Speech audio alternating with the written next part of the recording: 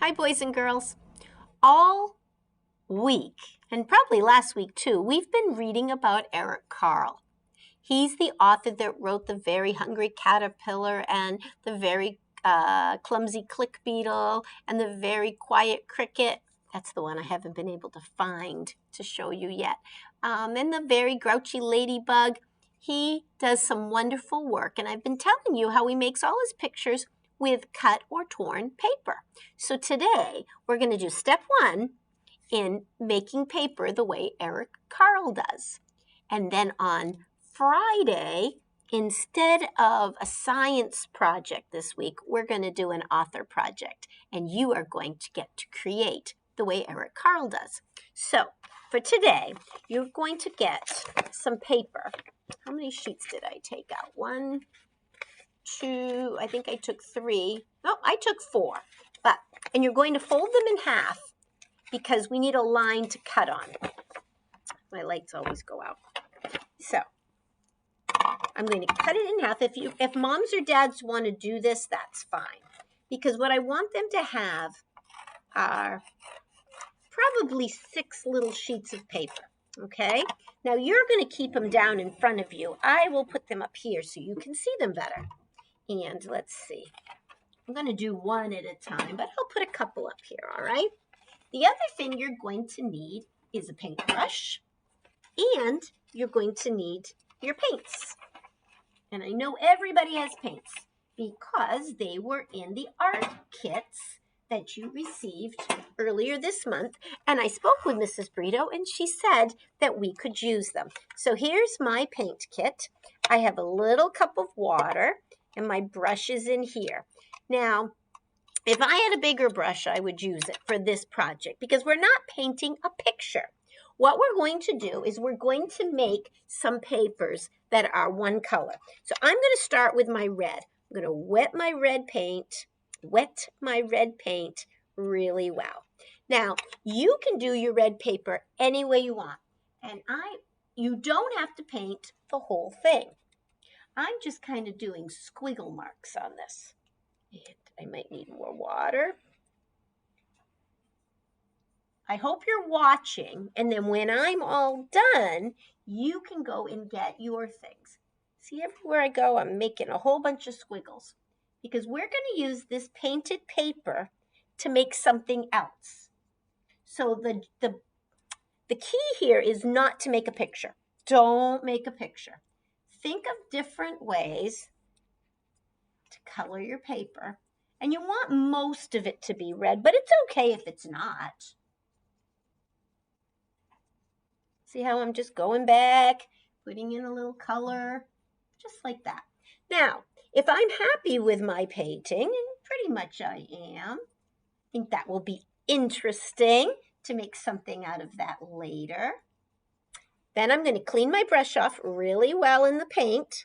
And maybe I'll do the orange next because it's right there. So I'm going to get that nice and wet.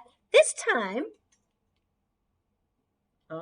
because I'm holding it up, it's going to make dots. I didn't know, it's going to drip a little. I didn't know that, but that's not going to bother me. So I'm going to go back and do a whole bunch. I'm just making dots. You can do it the way you want to. This is like a kind of a printing thing. And I'm not putting too much water because I want it to be very orangey. Look at that. But again, I have to do a lot of it because I want it to be all colored. It might take a few minutes. So I'm going to pause it and I'm going to finish this paper and then I'll show you the next thing. Well, see, I have been working on it pretty hard and I've got it almost covered with orange. I'm going to put a few more just to show you. And I'm being careful not to smash my brush because I've got to use that again. So I'm laying it flat and just going over and over and over it and up where the drips come. Yours probably won't drip because it'll be flat on a table. But see how my red and my orange look very different? While I was doing that orange dotting, I decided to think about what maybe I could do different with my yellow. So now I'm getting the yellow paper good. And I think this time I'm going to paint stripes. Just back and forth. see my, yep, you can see it. The yellow is a little harder to see. I did stripes, but you know what I'm noticing? It's still a lot of white on this paper. So you know what I think now? I can change my mind, can't I? I'm going to do the lines this way too. Are you noticing that I'm only using one color on each piece of paper? Now, you and your family might think of a different way to do this. I still see a lot of yellow. I'm going to do skinny stripes through them. I mean, not a yellow, a lot of white. And I don't want a lot of white because I'm going to be cutting this paper to make a picture. I want most of it to be yellow. So I decided the stripes. So now I'm just going back in and I'm doing more horizontal and vertical stripes. There, that's really starting to look pretty yellow, isn't it? One thing you could do too is you could get a Q-tip and you could paint with a Q-tip. You could paint with something different. So that's kind of neat. Let's see, I'm going to do green now. And I think for green, I'm going to do swirls. Look at that. And I can even go on top of my swirls. Another swirl. I think Eric Carle would like this idea. I just have to make sure that most of my paper gets to be green. But do you notice I'm making every paper different? This will take you a little while, but you know what? It's so much fun. It's so much fun. Now, if you decide you're only going to be doing your project with 4 colors, that's fine. But you know what? I'm not. I think I'm going to do all the colors. 1, 2, 3, 4, 5, 6, 7, 8. I'm going to do 8 colors. And right now I only have 4. So are you thinking about the math? What else could I do? How many more will I need?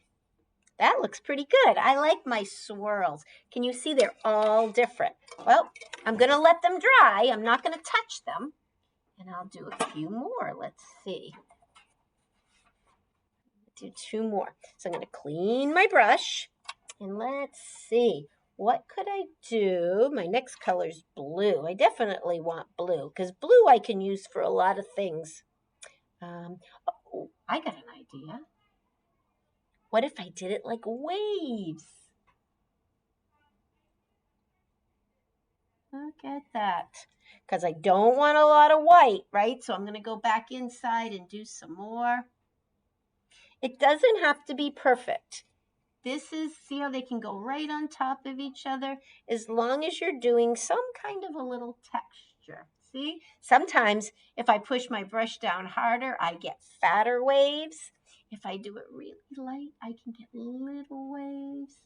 But every time I'm doing waves just to fill in the blue parts.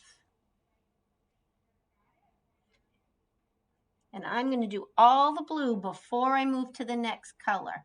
Even if I have to keep, see how I keep going back? Because I want to make sure this paper has lots of blue parts for me to work on. It looks like waves. It could look like the sky. It could look like a fish. Oh my goodness, it's so many cool things. So now I'm going to clean this off because that's got a lot. And I'm all the way up to purple. What can I do for purple? How about check marks? And check marks, and check marks, and check marks. Almost looks like a V. All on top of each other. Just different check marks. Now, we're running out of time for me to keep showing you, and I'm sure you are just so excited to do your part. So, I will do my black and brown after I turn off the video. And of course, I'm going to finish my check marks too.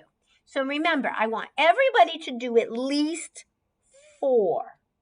But if you are enjoying this as much as I am, you might want to do all 8. And parents, once these are dry, it's a really good idea to put them all together under something heavy, like a book, because it'll be so much easier for your child to work with on Friday if they are dry and ready to go.